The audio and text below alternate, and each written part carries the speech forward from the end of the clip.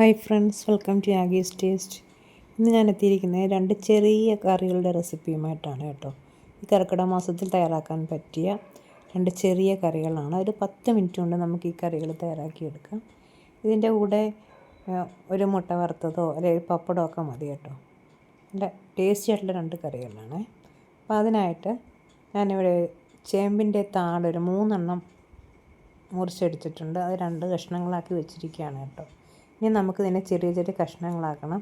അപ്പോൾ അതിനായിട്ട് ഇതിൻ്റെ ആ പുറത്തെ നാരൊക്കെ ഒന്ന് കളഞ്ഞതിന് ശേഷം നീളത്തിലൊന്ന് മുറിച്ചെടുക്കാം.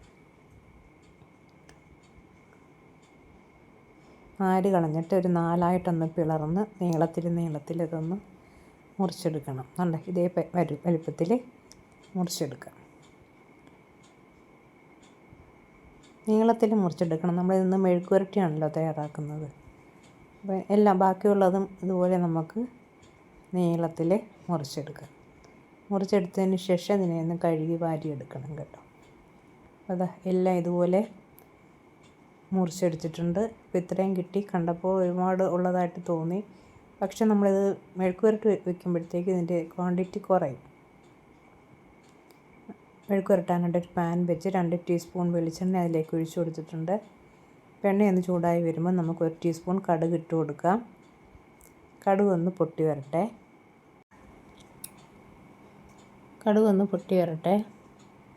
കടുക് പൊട്ടി വരുന്ന സമയത്ത് നമുക്കിതിലേക്ക് 1 ടേബിൾ സ്പൂൺ ഉഴുന്നുപരിപ്പാണ് ഇട്ട് കൊടുക്കുന്നത് കേട്ടോ. മുഴുവൻ ഉഴുന്നുപരിപ്പാണ് ഇട്ട് കൊടുത്തത്. പിളർപ്പല്ല ഇട്ട് കൊടുത്തിരിക്കുന്നത് കേട്ടോ. ഞാൻ ഒന്ന് ചൂടായി വരട്ടെ. ആ സമയത്ത് ഒരു 4 ഉണക്കമുളക് കൂടി ഇതിലേക്ക് കീറിയിട്ട് കൊടുക്കുന്നുണ്ട്. ഞാൻ മുളക് ഒന്ന് മൂത്ത് വരണം.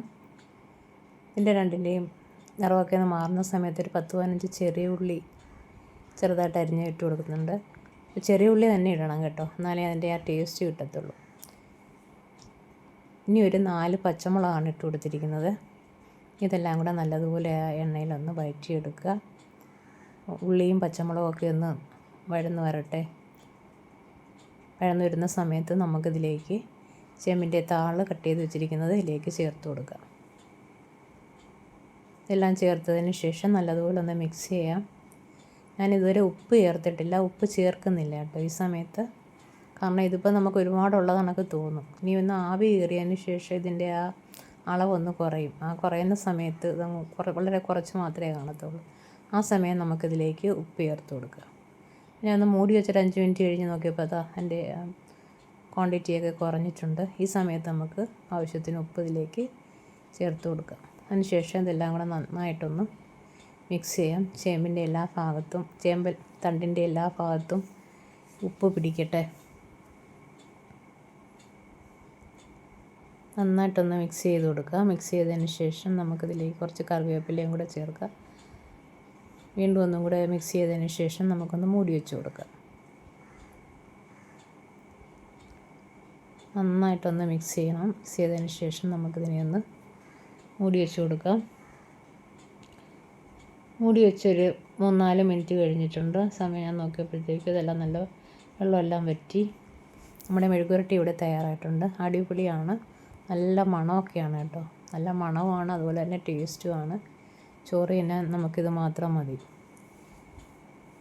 അപ്പോൾ മെഴുകുവരട്ടി ഇവിടെ റെഡി ആയിട്ടുണ്ട്. ഇനി നമുക്ക് തയ്യാറാക്കേണ്ടത് ഒരു മോര് കറിയാണ്. ഒരു വെറൈറ്റി മോര് കറിയാണ് കേട്ടോ. അതിനായിട്ട് 1 കപ്പ് തൈര്, കട്ടത്തൈര് എടുത്തിട്ടുണ്ട്. അത് വിസ്ക് വെച്ചൊന്ന് ഉടച്ചു കൊടുക്കാം.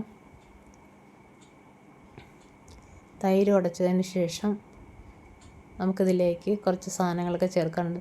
സവോള, പച്ചമുളക്, വെളുത്തുള്ളി, ഇതൊക്കെയാണ് നമ്മൾ ചേർക്കുന്നത് കേട്ടോ. 2 സവോള ഞാൻ അരിഞ്ഞു വെച്ചിട്ടുണ്ട്. അതുപോലെ തന്നെ ഒരു 7 അല്ലി വെളുത്തുള്ളി, ഒരു 4-5 പച്ചമുളക്, കുറച്ച് കറിവേപ്പിലയൊക്കെ എടുത്തിട്ടുണ്ട്. അപ്പോൾ ഇതെങ്ങനെ തയ്യാറാക്കുന്നതെന്ന് നോക്കാം. ഒരു മൺചട്ടി അടുപ്പിൽ വെച്ച് 2 ടീസ്പൂൺ എണ്ണ ഒഴിച്ച് കൊടുത്തിട്ടുണ്ട്. ഇനി അത് ചൂടായി വരുന്ന സമയത്ത് നമുക്കതിലേക്ക് 1 ടീസ്പൂൺ കടുക് ഇട്ട് കൊടുക്കാം. കടുക് ഒന്ന് പൊട്ടി വരട്ടെ. കടുക് ഒന്ന് പൊട്ടി വരുന്ന സമയത്ത് ഒരു 1/4 ടീസ്പൂൺ ഉലുവ ഇട്ട് കൊടുക്കാം.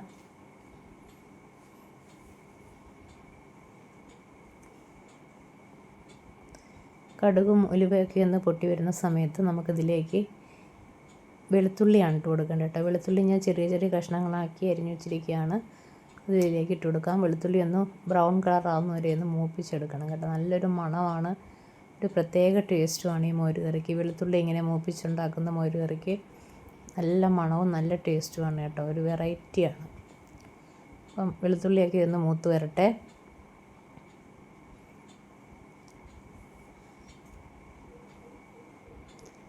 വെളുത്തുള്ളി മൂത്ത് വരുന്ന സമയത്ത് നമുക്കിതിലേക്കൊരു 5 പച്ചമുളക് ഇട്ട് കൊടുക്കാം. പച്ചമുളക് നല്ലതുപോലെ ഒന്ന് മൂത്ത് കിട്ടണം കേട്ടോ. അതിൻ്റെ ആ കളറൊക്കെ ഒന്ന് മാറി വരണം പച്ചമുളകിൻ്റെ. പച്ചമുളക് ഒന്ന് മൂത്ത് വന്നിട്ടുണ്ട്. ഇനി നമുക്കിതിലേക്ക് ചേർത്ത് കൊടുക്കാനുള്ളത് സവോളയാണ്. നമ്മൾ അരിഞ്ഞു വെച്ചിരിക്കുന്ന സവോള 2 എണ്ണം ഉണ്ട്. ആ 2 സവോള ഇതിലേക്ക് ചേർത്ത് കൊടുക്കാം. ഈ സവാള അങ്ങ് ഒത്തിരി വഴന്നു കൊണ്ട കാര്യമില്ല കേട്ടോ. കുറച്ചൊന്ന് മിക്സ് ചെയ്തെടുത്താൽ മാത്രം മതി. കാരണം സവാള നമുക്ക് ഈ കറി കൂട്ടുന്ന സമയത്ത് കടിക്കാൻ കിട്ടണം. ഇനി ഇതിലേക്ക് കുറച്ച് കറിവേപ്പിലയും കൂടെ ചേർത്ത് കൊടുത്തിട്ടുണ്ട്. ഇനി ഒന്നും കൂടെ ഒന്ന് വഴറ്റാം. വഴറ്റിയതിന് ശേഷം നമുക്ക് സ്റ്റൗ ഓഫ് ചെയ്യാം. സ്റ്റൗ ഓഫ് ചെയ്തതിന് ശേഷം ഇനി കുറച്ച് പൊടികൾ ചേർക്കാനുണ്ട്. ഒരു 1/4 ടീസ്പൂൺ മഞ്ഞൾപ്പൊടി ചേർത്ത് കൊടുക്കാം. 1/2 ടീസ്പൂൺ കായപ്പൊടി ചേർത്ത് കൊടുക്കാം, കായം പൊടിച്ചത്. ഒരു 1/4 ടീസ്പൂൺ ഉലുവാപ്പൊടിയും കൂടെ ചേർത്ത് കൊടുക്കാം. മോര് കറി വെക്കുന്ന സമയത്ത് ഉലുവാപ്പൊടിയൊക്കെ ചേർക്കുന്നത് നല്ലൊരു മണമാണ് കേട്ടോ. ഇതെല്ലാം കൂടെ നന്നായിട്ടൊന്ന് മിക്സ് ചെയ്യാം.